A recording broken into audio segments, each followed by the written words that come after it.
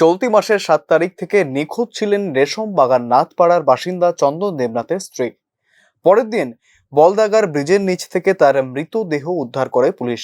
মৃতার মা বাবা পুলিশে অভিযোগ করেন পণের কারণে খুন হতে হয়েছে তাদের মেয়েকে। তাদের অভিযোগের ভিত্তিতে রবিবার অভিযুক্তকে গ্রেফতার করেন পুলিশ। আমরা থানাতে দুইটা কেস হয়েছে। একটা কেস নাম্বার হচ্ছে 19/2024। এটা হয়েছিল 498 304B ডাউরি ডেথের মামলা হয়েছে। মেয়ের বাড়ির এটা কমপ্লেন করছে। এর বাড়ি হয়েছে গিয়া রেশম বাগান নাথপাড়া ছেলেটার বাড়ি, আর মেয়েটার বাপের বাড়ি হয়েছে গিয়া তিলামুড়া।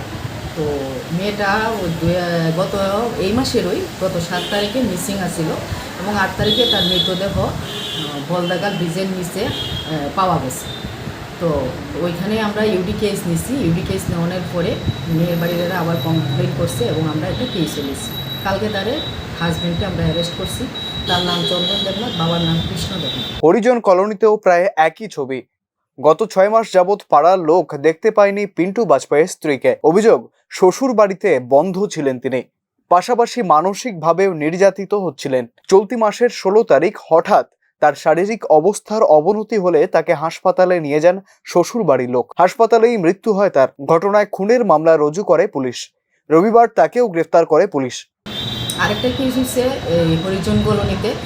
ওইটা হচ্ছে একটা সেম ঘটনাই। বউটা টর্চারিং করতে করতে বউটা স্বামী এবং মানে অন্যান্য পরিবারের লোকজন তারা টর্চারিং করতো, খাওয়ার ঠিক মতো দিত না।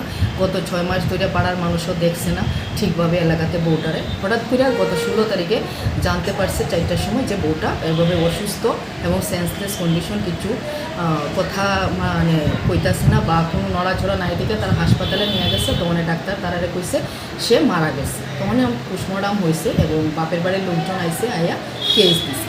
আমরা কেস নিছি, মার্ডার কেস নিছি, 302-তে কেস নিছি এবং কালকে হাজব্যান্ডকে অ্যারেস্ট করছি। তার নাম পিন্টু বাজপার, বাবার নাম রতন বাজপার।